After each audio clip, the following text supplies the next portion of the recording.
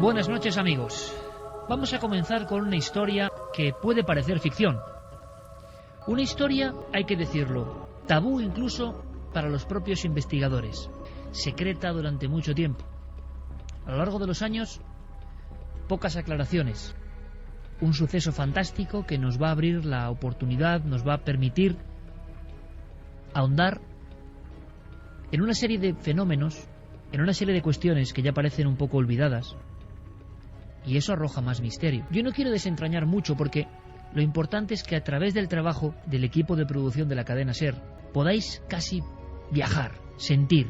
Desde luego que es un viaje en el tiempo, un viaje a otra época.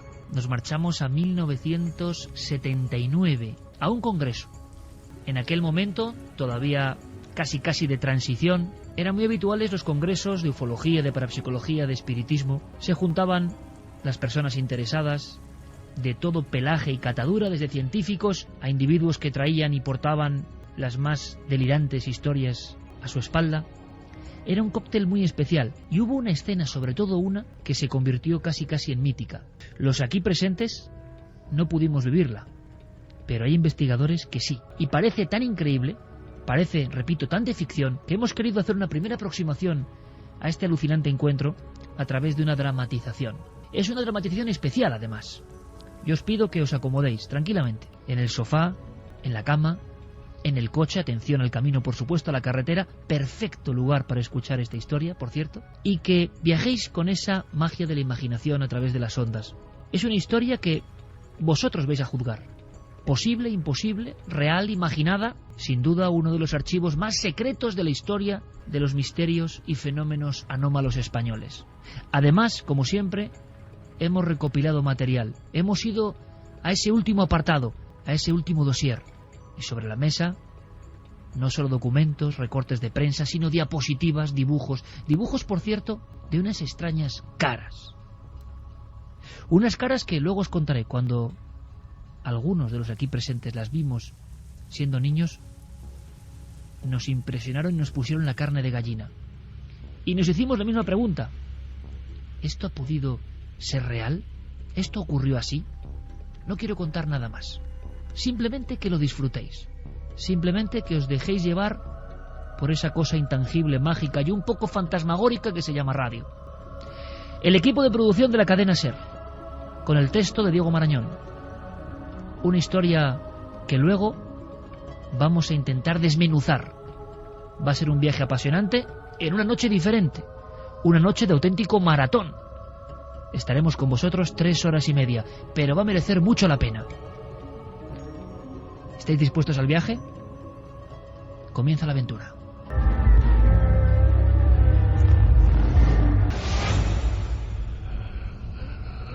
El cazador cazado. 16 de junio de 1979. Primer Congreso Mediterráneo de Ufología. Palacio de Congresos de Barcelona. Bien, un momento de atención, por favor. Queridos colegas y amigos, ha llegado el momento de presentarles a un invitado muy especial. Seguro que en los últimos meses muchos de ustedes habrán escuchado rumores sobre su extraordinaria experiencia. Ahora, por fin, él mismo se ha decidido a contar su caso en primera persona. Lo hará, eso sí, desde una cabina especial que hemos preparado ex profeso, pues así nos lo ha requerido para preservar su anonimato. Amigos, les presento a Julio F. Gracias, muchas gracias. Verán, yo no estoy acostumbrado a hablar en público. Si estoy hoy aquí es porque creo que lo que me pasó, bueno, podría resultarles de interés. Es posible que no me crean. Si es así, no les culparé. Todo comenzó hace algo más de un año.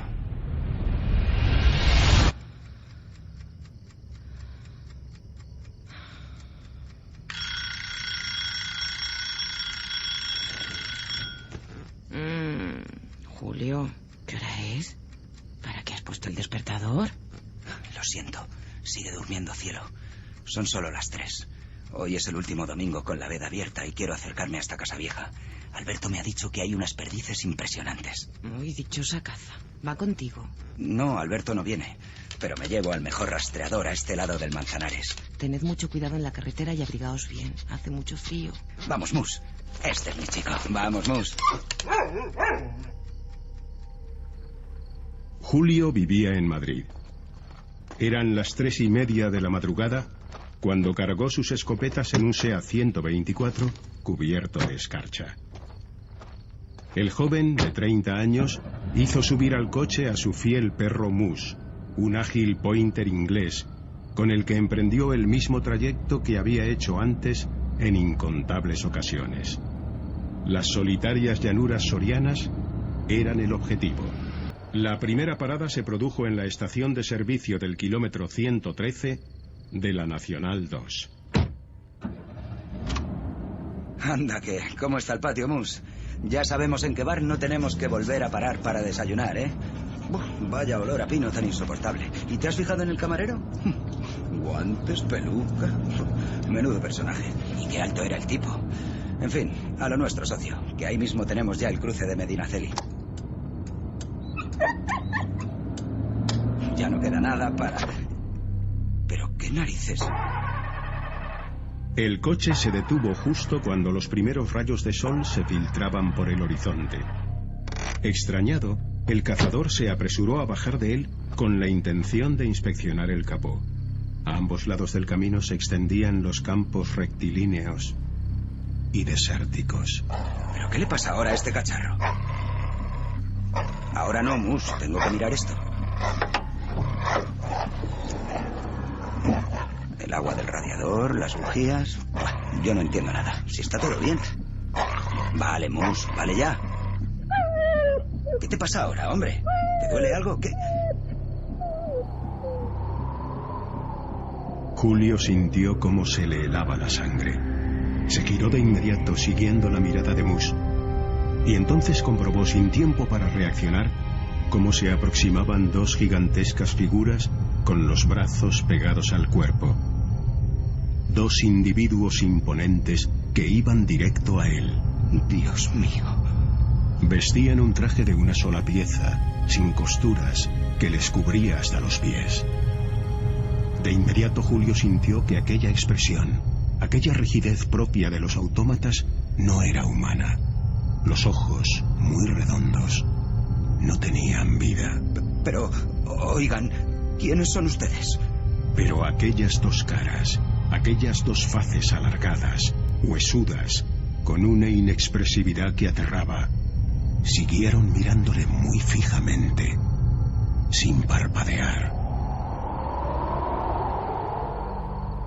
Pasado el primer instante de terror, el joven notó una repentina oleada de tranquilidad. Más bien era una sensación casi hipnótica que parecía provenir de aquellos dos seres cuyos ojos, con las pupilas extremadamente dilatadas, eran como dos faros que destacaban en su cerúleo rostro. Tranquilo, queremos que nos acompañes. Julio comprobó, sin poder dejar de mirar aquellos ojos, que las palabras resonaban en su mente sin necesidad de que los gigantes moviesen sus finísimos labios. La boca aparecía como una línea recta en mitad de aquellas efigies blanquecinas. Tranquilo, Mus, tranquilo. No pasa nada, socio. Algo me dice que no nos harán daño. Los seres no hacían ningún ruido al moverse, como si fuesen impulsados por algo invisible. Tras avanzar unos metros, el cazador dobló un repecho y se encontró con una visión que ya nunca podría olvidar. ¿Qué es eso? Ante él apareció una nave espacial tan alta como un edificio de 4 pisos y con un diámetro descomunal. Parecía fabricada con algún tipo de aleación metálica. Estaba allí, escondida tras la loma, alejada de cualquier mirada curiosa. ¡Madre de Dios! Pero, ¿cómo se mantiene eso en el aire? De repente, el olor a pino que había detectado en el bar, fuerte e inconfundible, volvió a hacerse patente, inundándolo todo hasta casi hacerse insoportable. No te preocupes. Se trata de ozono. Lo causa el campo iónico que nos rodea. ¿Campo iónico? 3, 7, cuadrado. ¿Qué me quiere decir? 3, 7, cuadrado. ¿Pero quiénes sois? ¿Qué queréis? ¿Qué estáis haciendo? Algo está tirando de mí hacia arriba. Dios santo, ¿qué me pasa? ¡Mus! ¡Ven conmigo! ¡Ven! Una potente fuerza magnética, surgida justo al decir aquellas palabras, transportó al joven y a su perro al interior de la imponente mole metálica. Antes de que pudiera ser consciente de lo que ocurría, se encontró en un espacio parecido a una sala de mandos. Un lugar aséptico y sin ángulos, lleno de un mobiliario reluciente y desconocido. Y en mitad de aquella sala esperaba otro ser gigantesco, mirándole fijamente. Tranquilo, Julio. No vamos a hacerte daño. ¿Pero cómo sabéis mi nombre? ¿Quiénes sois? ¿De dónde venís? Necesito una respuesta. ¿Acaso me estoy volviendo loco? 3, 7, cuadrado. ¿Qué demonios significa eso? 3, 7, cuadrado. Estamos siendo víctimas de... ¡Mus! ¿Qué estás haciendo con mi perro? ¡Mus! ¡Suéltalo! ¡Suéltalo! ¡Mus! Solo queremos examinarlo, pero no lo haremos sin tu permiso. Tras unos momentos de confusión, el cazador quedó en silencio, como paralizado, admitiendo que llevasen a Mus a una mesa de aspecto quirúrgico en un rincón de la nave, cumpliendo una orden de aquellos seres superiores. Uno de los gigantes con extraño rostro colocó al perro frente a una pantalla de cristal. Allí le extrajo una muestra de sangre de una pata. En todo el proceso no varió su expresión distante y fría. Pasados unos minutos, volvieron a dirigirse al joven. Hemos terminado. Agradecemos tu colaboración. Eres libre para partir.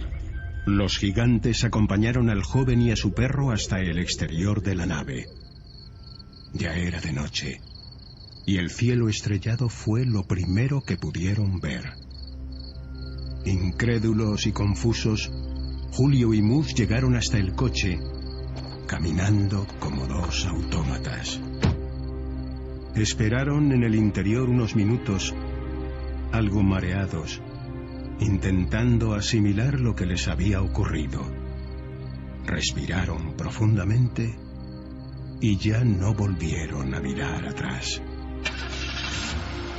Esta vez el coche respondió de inmediato, y convencidos de que habían vivido una experiencia fuera de lo normal, en absoluto silencio, emprendieron el camino de vuelta a Madrid.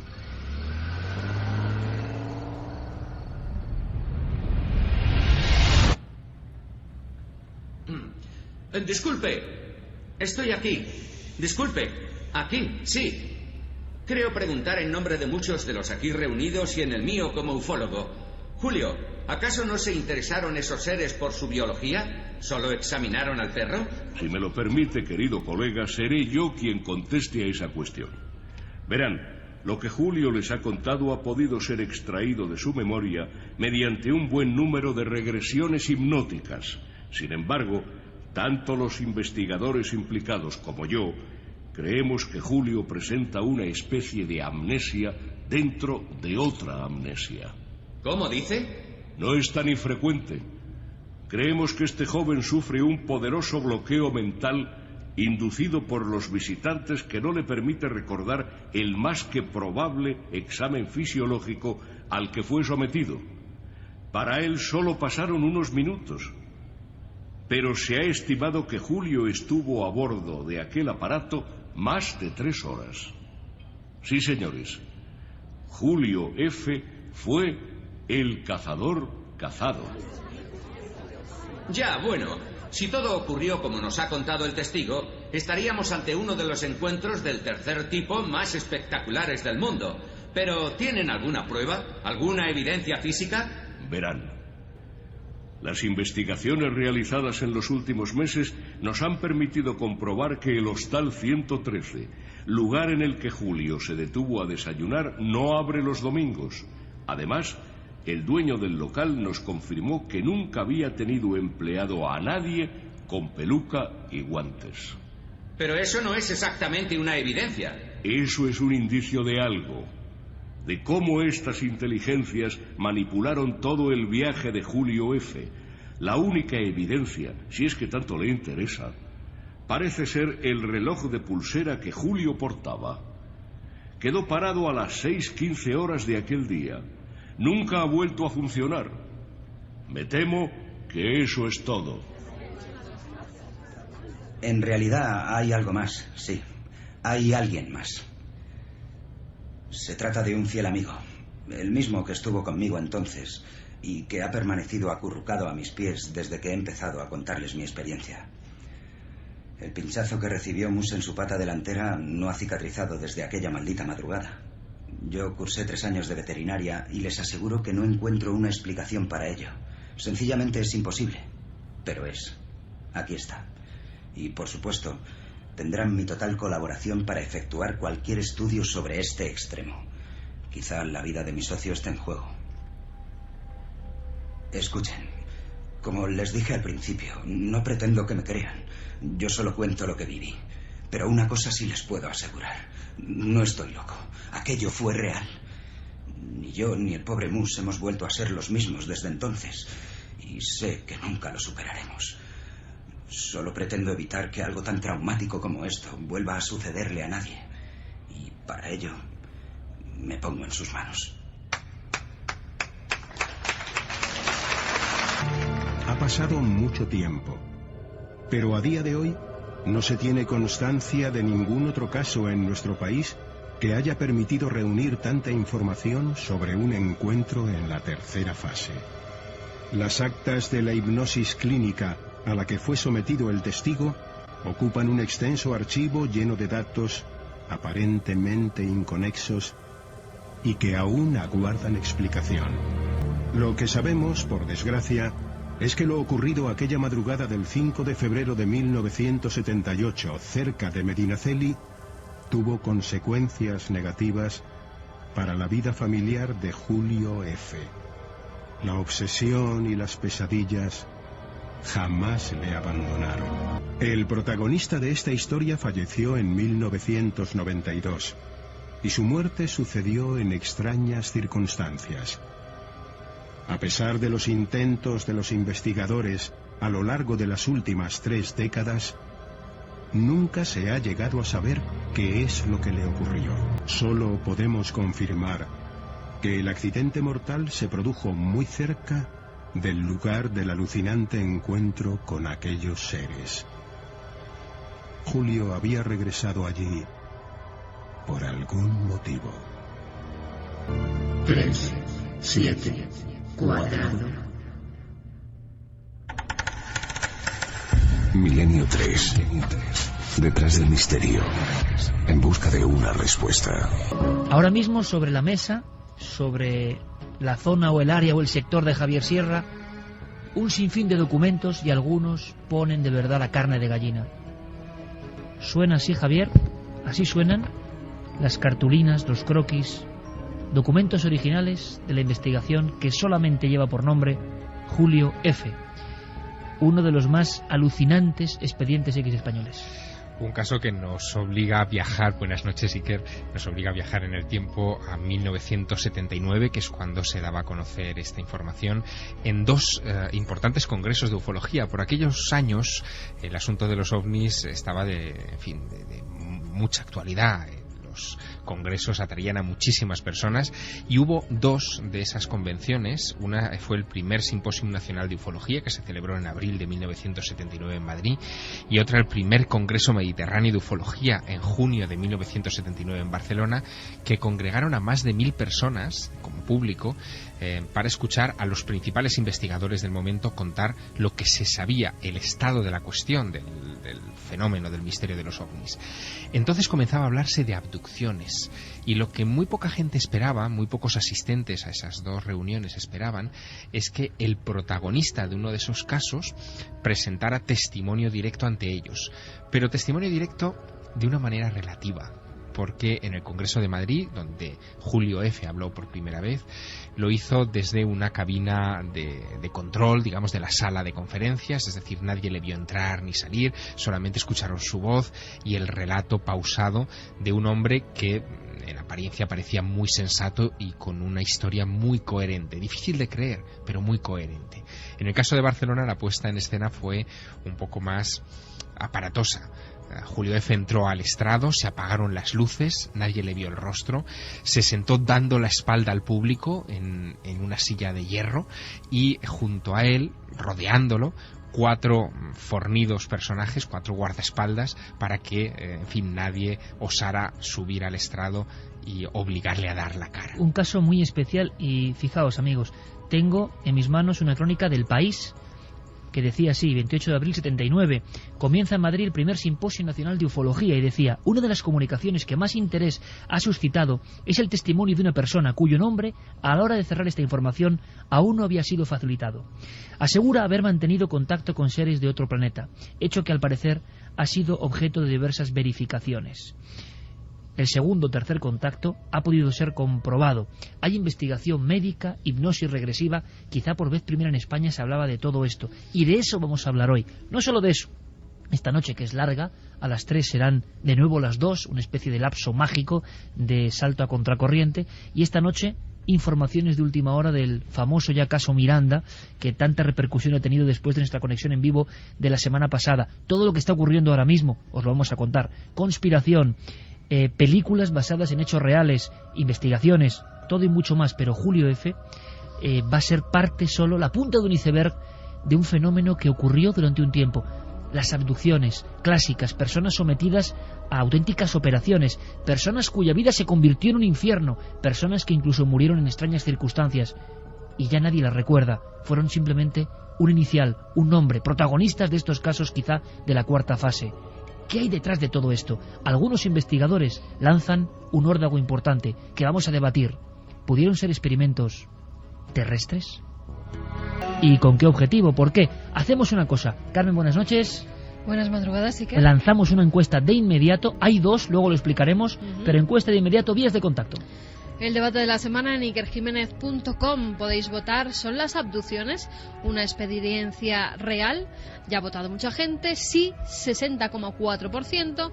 No, 39,6%. Sorprendente. Y luego hablaremos de esa gran encuesta de Cuarto Milenio. Eso es. De ECMs. La estamos preparando. Pero por favor, rápidamente. Santiago Camacho, buenas noches. Buenas noches. Iker. Además ha muerto recientemente uno de los grandes clásicos de un caso parecido en Estados Unidos y nos vas a contar todo. Es otra historia increíble. Es más, en los 800 y pico programas de la historia de Milenio nunca hemos hablado de un dossier de abducciones. Era el momento. ¿Qué pasó con esto? ¿Ya no ocurre? ¿Ya no ocurre? ¿Fueron experimentos teledirigidos? Julio F. fue teledirigido a ese lugar concreto. Escuchad una cosa, por favor, amigos, que creo que va a ser un aldabonazo. Si os ha gustado la recreación o dramatización radiofónica, ¿qué hay de verdad? Bueno, pues que Enrique de Vicente, ni más ni menos, estaba allí. Enrique entrevistó a Julio F. Vais a escuchar hasta el médico que hizo las sesiones de hipnosis a Julio F. ¿Qué pudieron ver? Escuchad a Enrique para que comprendáis el eco, el tremendo eco, ese ambiente de un hombre a oscuras, hablando al gran público extasiado con cosas que nunca se habían escuchado en nuestro país. Escuchad a Enrique porque ahora comienza la historia real. Para mí es, sin duda, el caso más importante de abducción y relacionado con el fenómeno ovni que he conocido. Tanto en Madrid como en Barcelona se le dio mucha importancia porque nos parecía un caso único, excepcional e interesante, y hubo mucho bombo. Habló Julio siempre, digamos, no una zona de sombra, sino no lo veía el público, se podía ver su voz, se podía oír a través de los altavoces, pero en ningún momento él quiso que se hiciera pública su identidad y no accedió a hablar más que con unos pocos investigadores. Y nosotros rescatamos documentos, historias, croquis, dibujos. Hay un retrato robot que da miedo. Es lo que identificaron en torno a Julio F. No muy distinto, aunque más monstruoso, era el observado, que lo contará luego Santiago Camacho, en Pascagoula, en Estados Unidos. Toda esta gente tuvo un final infeliz, atormentado, fueron víctimas o cobayas humanas de algo que se nos escapa. Hay quien dice incluso que algunas potencias emplearon todo tipo de experimentos bizarros y fuera de la ley con esta carcasa de los extraterrestres, ¿verdad o no? O algo mucho más profundo y que se nos escapa. ¿Es posible que a día de hoy el 60% del público crea en las abducciones? ¿Hay casos en España? ¿Cuál es la lista? Lo va a contar Javier, de casos de abducidos en España. Todo eso y mucho más. Pero ahora, como es norma y ley en esta casa, las noticias en la SER.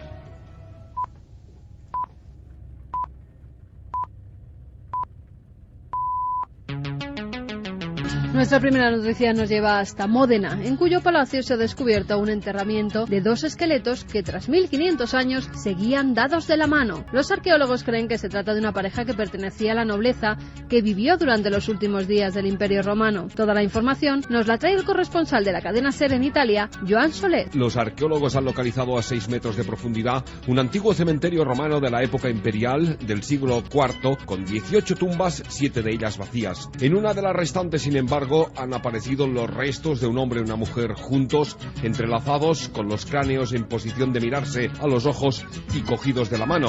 Y de la Tierra a las fosas marianas, donde un equipo del Instituto de Oceanografía Scripps y miembros del National Geographic han hallado células gigantes a 10 kilómetros de profundidad.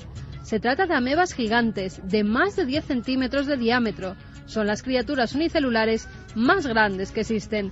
Viven en la oscuridad, a muy bajas temperaturas y bajo una presión que muy pocos seres vivos pueden soportar. De todo ello nos habla Luis Laria, presidente del CEPESMA.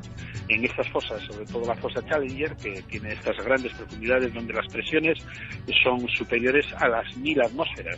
Eso realmente hace casi imposible pensar en que pueda existir vida. Sin embargo, en esos fondos hay no solamente estos organismos singulares que superan en 350 veces el volumen que pueda tener una gran célula, en este caso podría ser una bacteria, ¿no?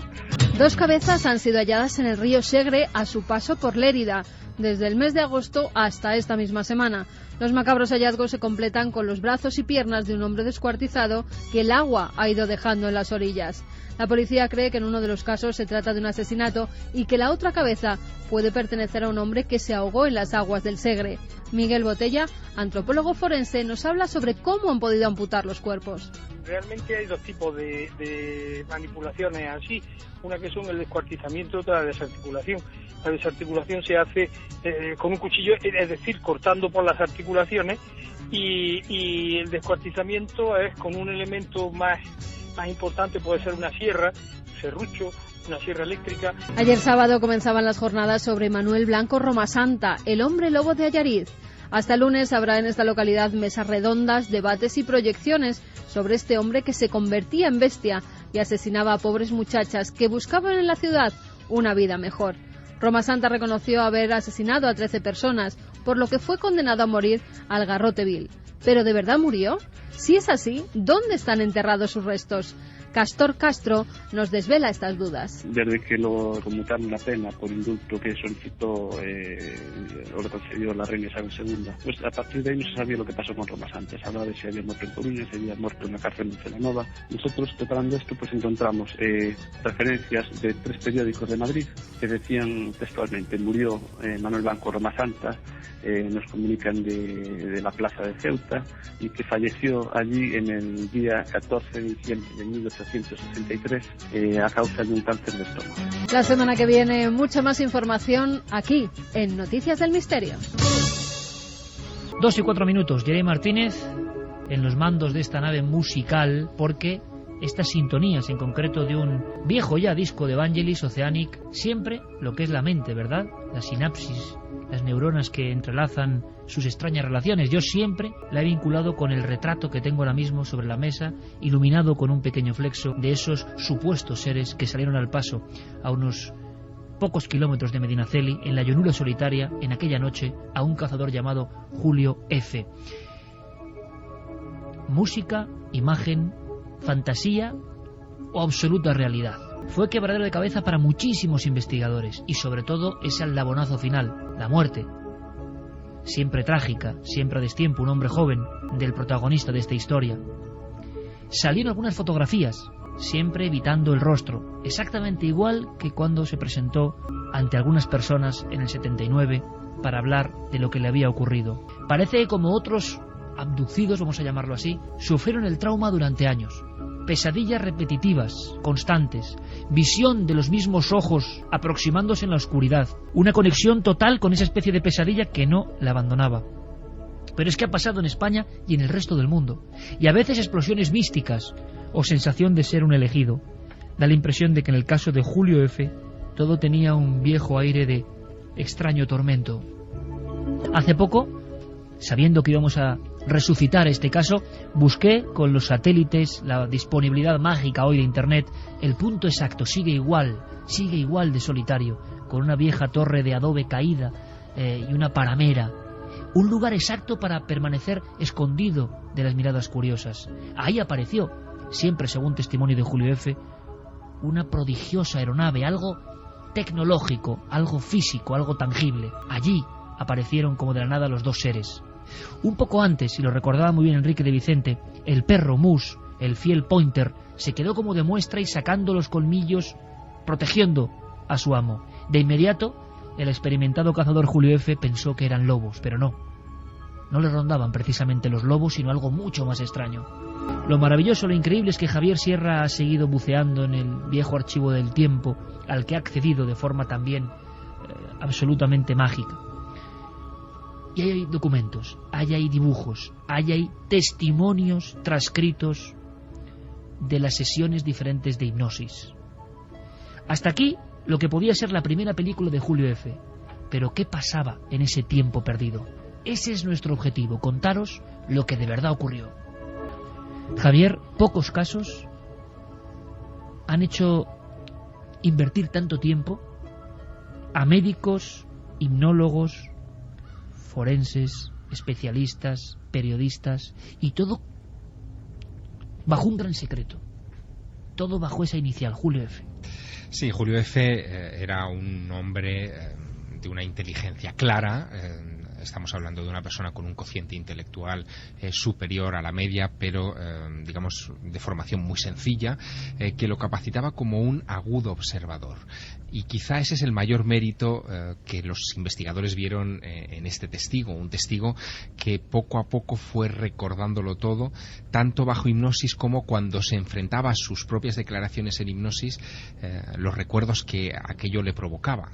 Jugaron mucho a eso, a hacer un retrato robot, por ejemplo, de los seres, mostrárselo, ver qué reacción tenía, o, por ejemplo, grabarle las sesiones de hipnosis, ponérselas para que él las escuchara y ver si el poder oír su propia voz temblando de miedo o de angustia en los momentos clave de ese episodio, si le suscitaban algún otro tipo de recuerdo.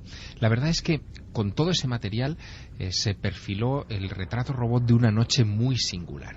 La noche del 5 de febrero de 1978, la madrugada, él se despierta muy temprano, sobre las 3 de la mañana. Había dejado ya horas antes su escopeta lista, sus cartuchos Legia de 36 gramos perfectamente ordenados en la canana, e incluso, detalle que después será importante, como hacía siempre, había dejado apartados 5 cartuchos que llevaría en uno de sus bolsillos por si acaso.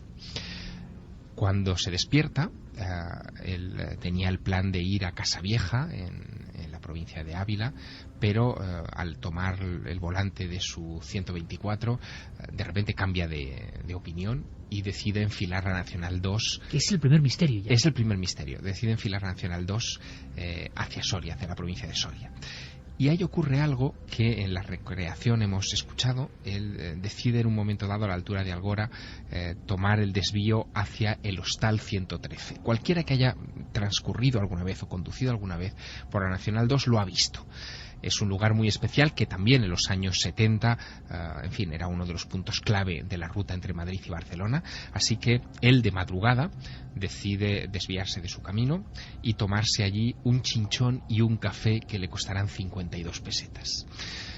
Le extraña que el local esté vacío porque son aproximadamente las 5 menos cuarto de la madrugada y a esas horas tendría que estar el lugar lleno de otros cazadores o de la Guardia Civil, que siempre recalaba en ese puesto, o de camioneros que hacían una parada en su ruta, pero en ese momento la cafetería estaba completamente vacía y durante los 20 minutos, media hora más o menos que él estará allí, no entrará nadie. Estará simplemente conversando de vez en cuando, intercambiando opiniones con un camarero que es muy singular. Me estás hablando, Javier, dejando caer una de las cuestiones clásicas de los encuentros con lo extraordinario cuando son de verdad cercanos. No pasaba ningún otro coche, no había absolutamente nadie, el camino transcurrido estaba solitario. Aquí ocurre hasta en ese establecimiento que tenía que estar de bote en bote por jornada de caza, nadie. Nadie. Además, en este caso, las memorias se van solapando como si fueran capas de una cebolla en el cerebro de Julio F.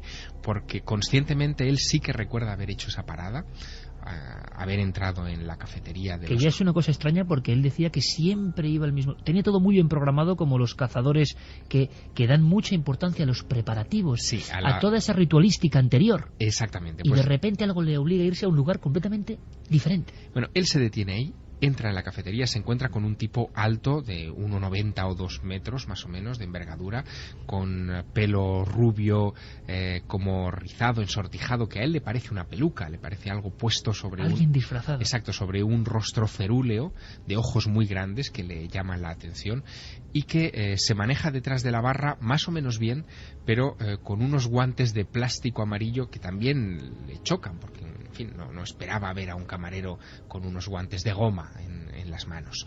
El caso es que intercambia pareceres con aquel individuo y él le indica, este camarero, un punto donde podrá ir a cazar. Le da unas indicaciones, pasado Medinaceli, en una carreterita, en un camino que sale mientras uno se acerca a ese pueblo. Es el extraño camarero el que le dice a dónde tiene que ir. Sí, pero él no lo recordará hasta después, es decir, en las hipnosis irán saliendo todos esos detalles. Ahora bien, hay un detalle que sale en la hipnosis que pone un poco los pelos de punta, porque realmente da que pensar sobre cómo se había organizado todo este incidente prácticamente desde la propia casa de Julio F. Y es que cuando él está aproximándose con su 124 al hostal 113 en un camino que se le hace larguísimo, de repente él siente interiormente una voz que le dice: tranquilo, no pasa nada, entra en el 113, tranquilo. El doctor Jesús Durán es quien someterá a hipnosis en un par de ocasiones a Julio F. Era un médico que no creía ni una palabra en cuestiones relacionadas con los ovnis, que no estaba vinculado al círculo, digamos, de investigaciones de estas cuestiones, pero que es introducido en este trabajo, en esta indagación, por el doctor Fernando Jiménez del Oso, un psiquiatra que lo conocía bien y que creía que podía ser una persona lo suficientemente prudente y neutra para hacer unas hipnosis científicamente válidas. Y el doctor Durán, recordando ese episodio en concreto, dice esto. Yo me he limitado, puesto que las sesiones han sido pocas, me he limitado simplemente a través de la regresión, indudablemente, de investigar lo que había ocurrido, y indudablemente ha recuperado muchas cosas que él desconocía totalmente, que llamaban la atención, ¿no? Una de las cosas que ha recuperado es que fue dirigido realmente hacia el lugar, porque él salió de su casa con otra dirección, de repente vio una luz muy grande, esta luz muy grande le asustó, se dirigió a su casa y ya no fue a su casa. Se dirigió hacia el otro lugar donde se produjo la supuesta abducción, ¿no? O sea, fue dirigido. Fue dirigido, doctor Durán, palabras que son joyas de la ufología. 1980, junto a Enrique de Vicente, Fernando Jiménez del Oso y François Louange, uno de los grandes responsables del Centro Espacial Europeo, de la Agencia Espacial Europea, muy interesado en los ovnis y que hace más de 30 años asistían a estas palabras, yo creo que sorprendentes, Javier, de todo un profesional, mostacho hacia arriba, voz, lo habéis visto, lo habéis escuchado, poderosa, con aplomo, desconocedor del fenómeno ovni, y que sin embargo, fue el primer profesional que pudo hipnotizar en regresión a Julio F. Es que menuda historia, y cómo lo cuenta, dirigido. Hay un detalle más. Julio F. iba escuchando en el radiocassette de su coche una cinta de un famoso entonces cantautor argentino, Jorge Cafrune, que cantaba coplas gauchas, ¿no?, del corazón de Argentina. Y resulta sorprendente porque a los pocos días de este incidente, Julio se da cuenta de que hay unos fragmentos en la cinta que él lleva en el salpicadero de su vehículo que se han borrado y que parece que corresponden, en la reconstrucción que después harán los investigadores, con esos mensajes que le invitaban a la tranquilidad. Cuando le decían, tranquilo, no te asustes, entra en el 113, ese fragmento de cinta magnetofónica se perdía. Algo que es, en fin, absolutamente inexplicable, dado que el radiocassette del coche era solamente reproductor, no era grabador, no tenía una cabeza que pudiera borrar un fragmento de la cinta. Y ahí quedó eso como un misterio más. Lo cierto es que en esas sesiones hipnóticas con el doctor Durán, en las que participaron también otros hipnólogos y otros investigadores mucho más implicados ya en la cuestión, en fin, del fenómeno OVNI, pudieron recomponer otros fragmentos interesantes de esta aventura. Uno de ellos es que al salir del 113 del hostal, Julio F. ya distingue una luz extraña en el firmamento y se ve impelido a seguir esa luz. Él en varios momentos cree que va a alcanzarla, pero es cuando ya toma el desvío de Medinaceli, cuando vuelve a tomar otro desvío hacia Barahona, la luz parece que se le echa encima y siente como pierde el control sobre el vehículo, nota cómo va hacia atrás y en un momento determinado pierde potencia, las luces se apagan y es cuando él, asustado junto con su perro, con Mus, deciden salir del coche, abrir el capó y examinar a ver si hay algún fallo mecánico extraño. Y entonces, Iker, es cuando en una cuesta abajo, que es la que se abre, en fin, por debajo de las ruedas de su 124, ve emerger dos individuos. Estamos hablando más o menos de las 5:30 de la madrugada, es decir, estamos todavía de noche, no ha amanecido, pero él ve unos individuos vagamente fosforescentes, vestidos con un traje verde muy ajustado, como te digo, que emite cierta luz, y una especie de pasamontañas de color amarillo, que van caminando hacia él, y vuelve a escuchar esa voz de tranquilo, no te asustes. Sin embargo, el propio Julio sí que tuvo una angustia importante.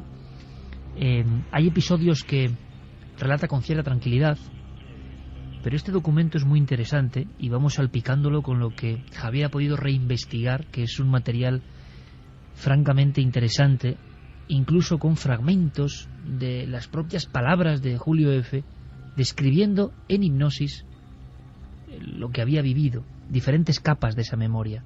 ¿Hasta qué punto el cerebro puede añadir elementos? ¿Hasta qué punto se puede condicionar? Hay una noticia de última hora que luego nos contará Carmen, un último estudio que nos sorprende en el 2011, porque esto es un misterio olvidado, pero ha habido, qué curioso, ¿verdad?, esta semana precisamente, una notificación. Un grupo científico ha vuelto a dar el último dato sobre las abducciones. Veremos cuál es, lo escucharéis, pero escuchemos ahora de nuevo al doctor Durán, si te parece, Javier, porque esto es tremendo. Porque se puede simular, de acuerdo, pero al parecer ese individuo, el cazador cazado Julio F., delante del médico, en hipnosis, años 79, sufría una serie de reacciones físicas que significan dos cosas: angustia y miedo.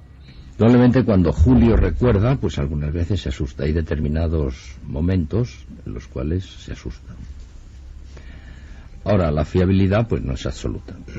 Yo no creo, lo sabemos todos los médicos, ¿no?, que ni el suero de la verdad es cierto. Nadie se le puede hacer que confiese lo que no quiera confesar. Yo destacaría su angustia. Indudablemente, aunque no él excesivamente, pues tenía un ligero aumento de tensión, tenía una taquicardia que se le presentaba una hipernea, o sea que respiraba muchas más veces. Esto sí que es destacable, y esto es difícil, pienso yo, esto es difícil, aunque no imposible, pero sí difícil de simular. Importante, Javier, hay que darle la dimensión que tiene a todo esto, amigos oyentes de Milenio 3, Pocas veces un médico, un profesional, ha estado delante de un supuesto abducido y refleja con esta naturalidad y esta rotundidad los síntomas, la reacción corpórea a un miedo y una angustia que, ojo, como en el resto de casos, acompañará de por vida al testigo. A las 5:30 de la madrugada, que es más o menos en el momento de la historia en el que nos encontramos, aquellos dos individuos que caminan con largas zancadas se aproximan a Julio y a su perro, a su pointer, hasta que llegan a su altura y les piden, sin mover la boca, que les acompañen. No es una orden. Es una invitación. Él en ningún momento se siente cohibido o no tiene la sensación de que le están forzando a acompañarlo, sino que tiene la impresión de que esos dos tipos de caderas estrechas y sin embargo unos dorsales muy potentes, ojos enormes, dos faros, diría él, con un iris el doble del nuestro y unas pupilas enormes, el doble de las nuestras, de color azul casi transparente, él siente que le atraviesan con esa mirada y le están rogando que por favor les acompañen. Esa mirada, Javier, que él no podrá olvidar nunca. Y luego veremos cómo en la hipnosis el recuerdo de esa mirada es clave. Bien, ahí se produce algo muy interesante. Aquellos dos individuos toman la delantera y Julio y su perro van detrás. Les cuesta tanto al animal como al cazador seguirles un poco el ritmo. Como te digo, ellos tienen una zancada muy larga, hasta que cuando bajan aquella cuesta y dan un giro a la colina que está allí mismo, Julio se queda patidifuso. Él no espera encontrarse eso. Lo que ve es, gravitando, sin llegar a tocar nada contra el suelo, gravitando a unos palmos del suelo, un enorme vehículo. Él lo describirá como una especie de seta gigantesca de unos 70 metros de diámetro, que no emite ninguna clase de ruido y que está allí flotando con unas pequeñas luces de colores emitiendo ciertos destellos. El impacto es tan tremendo que los propios seres que le han conducido hasta allí le dejan durante un tiempo que él no es capaz de determinar, quizá un minuto o dos, que lo contemple, que contemple el objeto, que se tranquilice, que vea que allí no hay nada que le vaya a agredir, y cuando ya se ha acostumbrado a la presencia de ese vehículo, le invitan a acercarse a él y a colocarse debajo de él, instante en el que cae, y él lo describe de una manera muy minuciosa, una especie como de plataforma de unos 4 metros más o menos de altura, con una enorme puerta que se abre como si fuera una guillotina hacia arriba y que da paso a un contenedor o a una especie de ascensor. Los detalles en los que Julio repara son muchísimos, desde las junturas del vehículo. Se fija en todo. Sí, hasta la luz que emana de todas partes y de ninguna a la vez. No hay bombillas, no hay fluorescentes, no hay nada por el estilo. Pero hay algo que sí que le llama poderosísimamente la atención. Al colocarse debajo de aquello, siente como la escopeta que él lleva colgada en todo momento en el hombro derecho tira hacia arriba, como si el objeto atrajera el metal y también el metal de la navaja que lleva en uno de sus bolsillos. Él siente ese tipo de tirones. Y no solo eso, los pelos de su barba y los de su cabeza también siente como si se tensaran y, en fin, alguien los estuviera jalando, ¿no? Como dicen en México, estuviera tirando de ellos.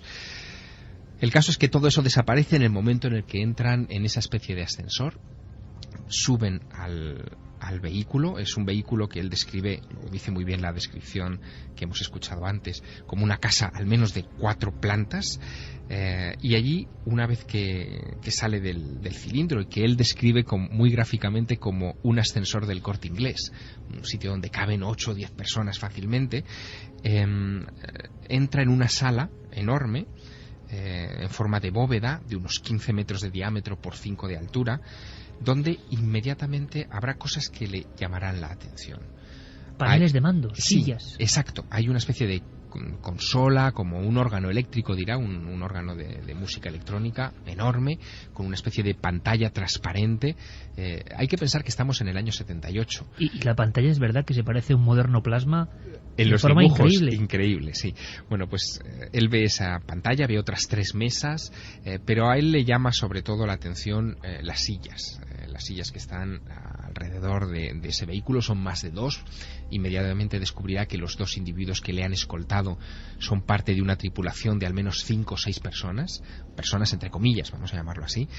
Y esas sillas le llaman mucho la atención porque terminan en pico, y pese a ello no tener patas ni ninguna plataforma de sustentación ni nada por el estilo, se aguantan perfectamente.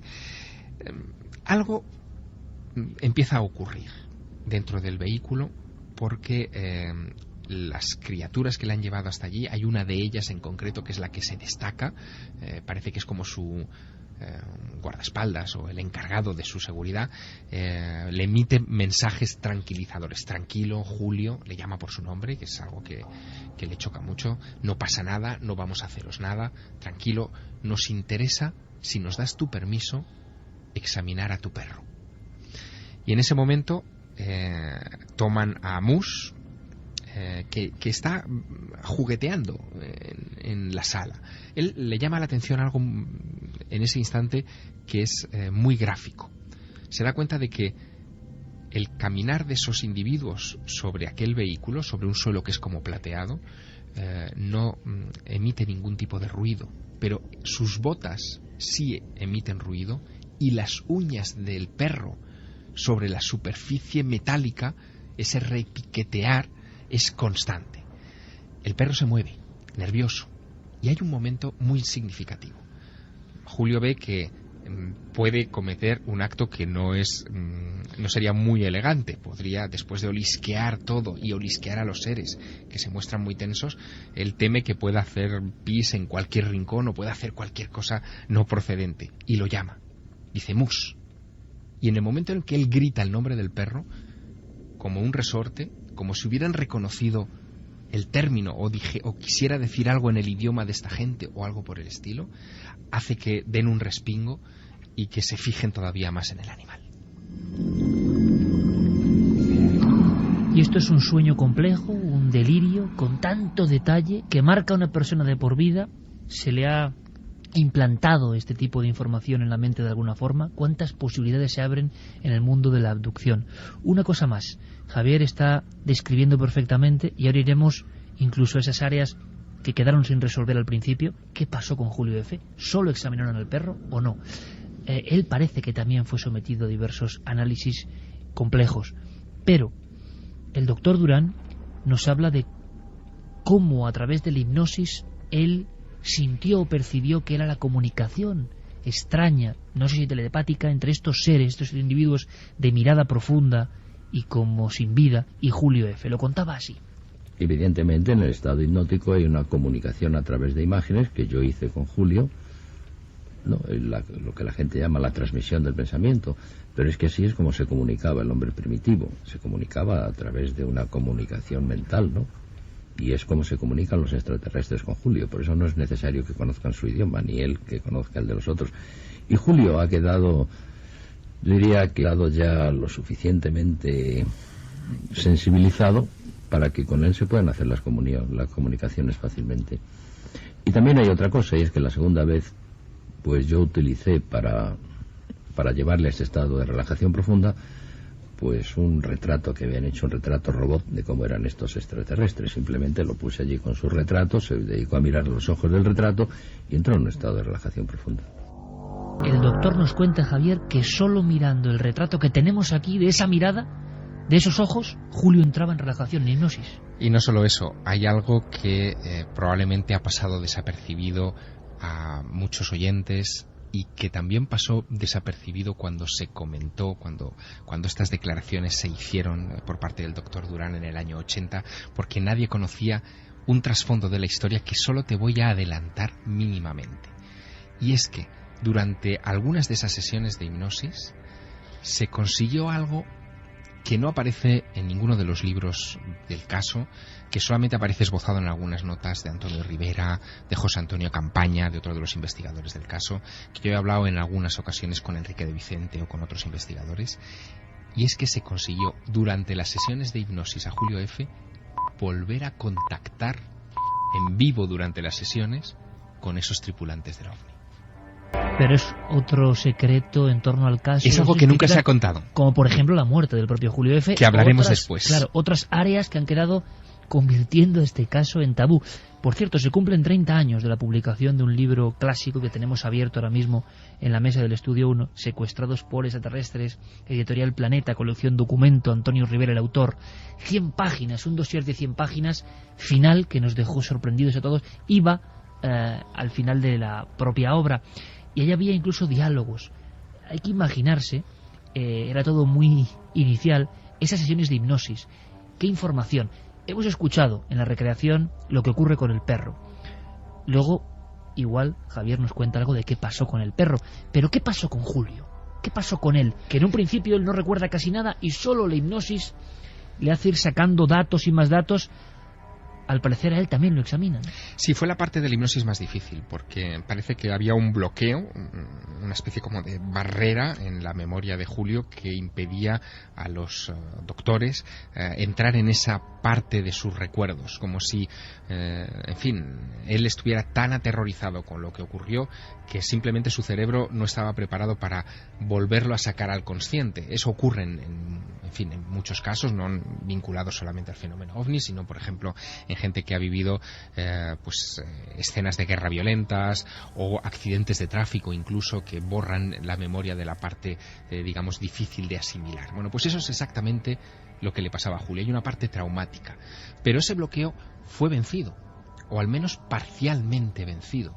Después del examen al perro, que escuchábamos en la reconstrucción, donde Julio se maravilla de la eficacia de aquellos individuos que toman una jeringuilla de aspecto extraño, encuentran la arteria del animal, le sacan sangre de manera muy, muy sencilla y muy rápida, aquellos individuos se giran hacia él y le dicen: tranquilo, no pasa nada, pero ya que estás aquí, ¿quieres pasar a esta mesa y someterte a una prueba?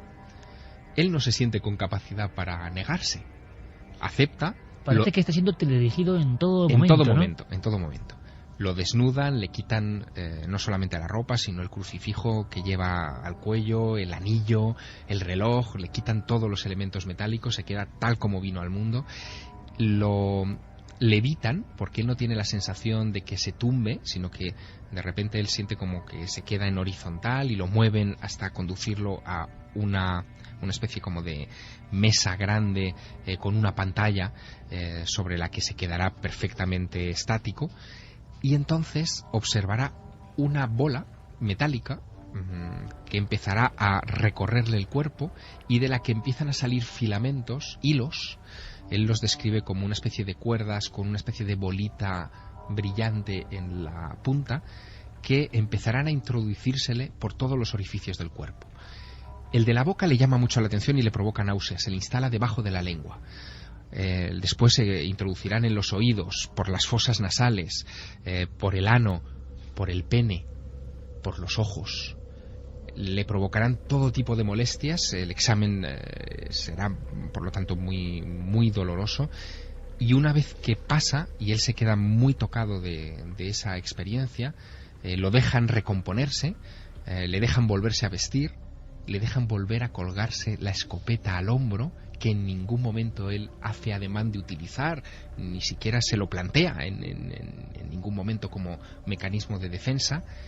Y ahí, Iker, ocurre algo muy raro, muy extraño, que no tiene precedentes incluso en ningún otro caso de abducción de la historia, y que parece sacado de una película de ciencia ficción. Y es que empiezan a escuchar un pitido en toda la nave, un tititi, tititi, tititi. De repente, esa pantalla que estaba sobre la consola transparente se vuelve blanca. Sobre ella aparece un individuo como los que le han acompañado a Julio al interior del vehículo, pero que tiene un aspecto más avejentado, los ojos un poco más pequeños, detecta arrugas, lo ve, en fin, para él es un anciano.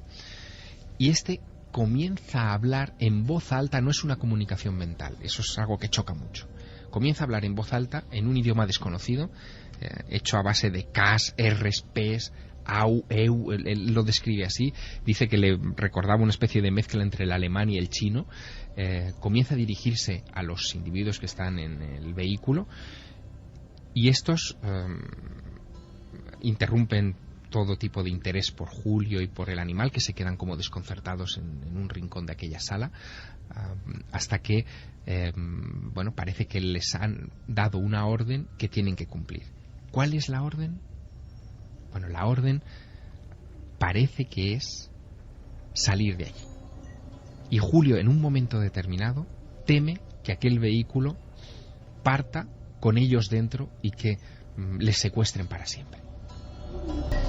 ¿Qué opinión tendrán nuestros amigos, los oyentes, de una historia tan absolutamente alucinante, rocambolesca y que tiene, digámoslo así, el elemento, como hubo otros casos, el caso de Dionisio Yanca, por ejemplo, en Argentina, muy similar?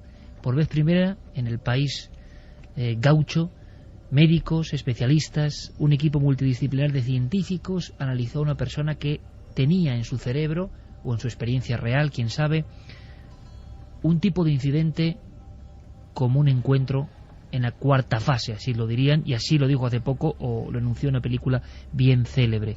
Y me gustaría saber también a estas horas, después de escuchar todo lo que estamos escuchando, es un dossier tabú, es un expediente X poco conocido en general, se ha hablado poco, desde aquel revuelo del año 79, 80, esos libros en el 81, después prácticamente el silencio total.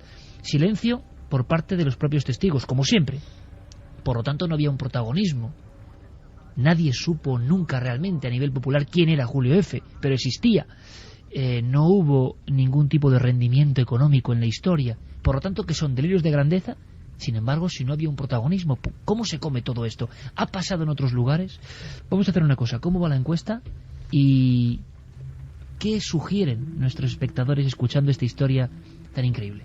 Hay sobre todo muchas preguntas, sí, que y en cuanto a la encuesta, el debate de la semana en Milenio 3, ¿son las abducciones una experiencia real? Sí, 65,1%, frente al no, que votan 34,9%. Pueden seguir votando en ikerjimenez.com. Me sigue sorprendiendo muchísimo. Es más, yo sinceramente pensaba que ahora mismo el tema abducción estaba absolutamente desacreditado por un montón de cosas.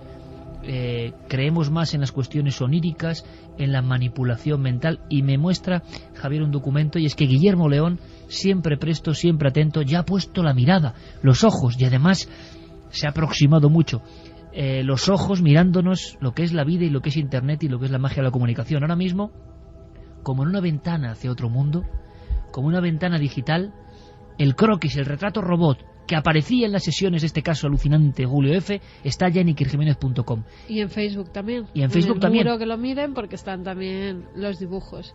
Pueden mirarlos, sobre todo esa mirada que está en la web es impresionante. A ver qué sienten nuestros amigos y amigas, a ver qué sienten. Julio F., cuando miraba esos ojos, entraba directamente en ese estado onírico o de trance. Escuchamos, aunque sea vuela pluma, pero hay que terminar la historia, hay que dar los datos, y quedan los testimonios, confesiones de Enrique de Vicente, quizá el investigador que más trató, más trabajó, más conoció a fondo junto a Campaña a Julio F. Y Enrique tiene algunas cosas que contarnos incluso sobre la muerte de este testigo. ¿Qué cuenta nuestro público?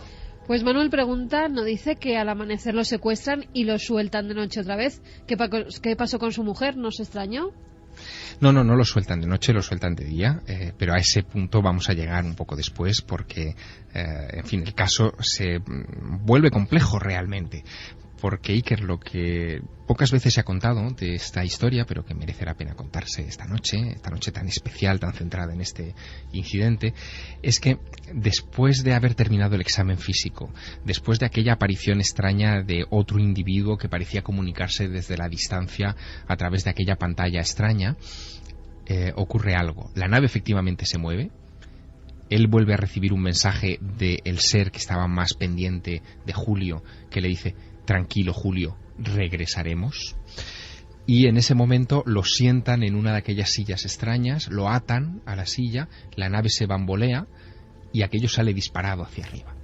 Salen fuera de la atmósfera terrestre porque en un momento dado parte de la cúpula se abre, hay una especie de ventanas enormes. O eso dice Julio. Dice Julio, claro, a través de las cuales él ve la superficie de la Tierra, algo que le maravilla, que le llama mucho la atención.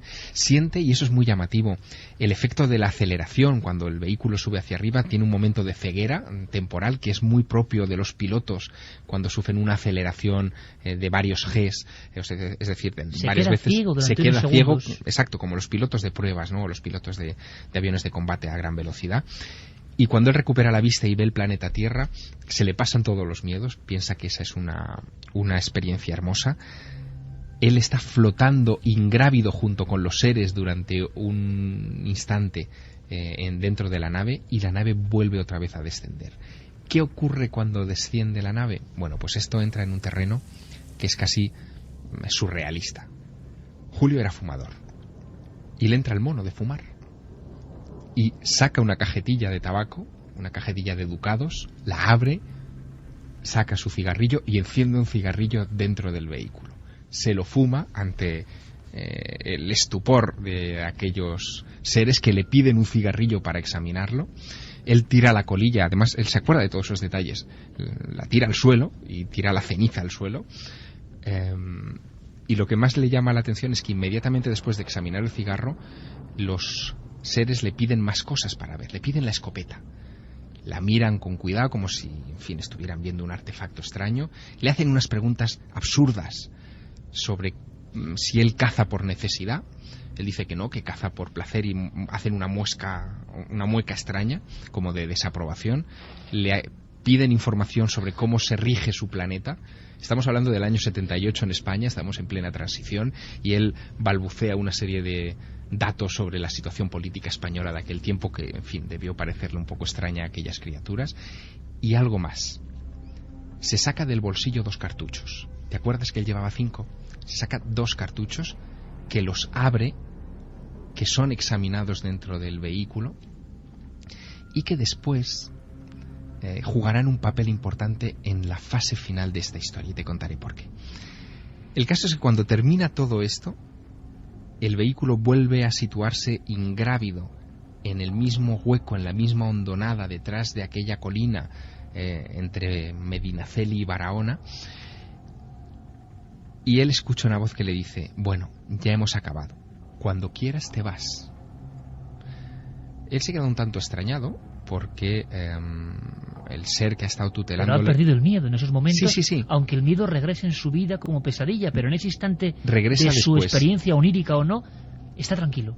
Él regresa al portón de aquella especie de ascensor extraño, con esta criatura que es la que le ha tutelado en todo momento. No llega a acompañarlo dentro del ascensor, por llamarlo de alguna manera. Aquello lo desciende a tierra y escucha en su cerebro un nuevo mensaje que es: ya nos veremos. Julio y Mus caminan casi hipnotizados, como si estuvieran embriagados o teledirigidos, de nuevo esa sensación extraña, hasta el 124.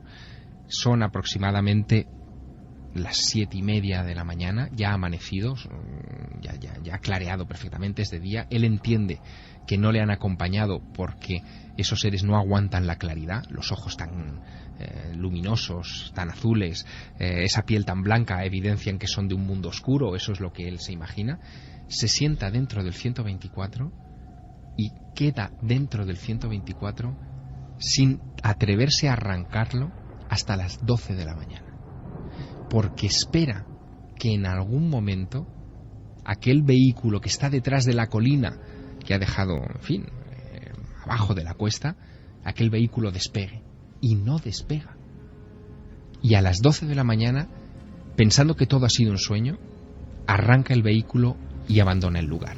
Solo se dará cuenta de que no ha sido un sueño cuando, palpándose los bolsillos, no tiene 5 cartuchos, tiene 3.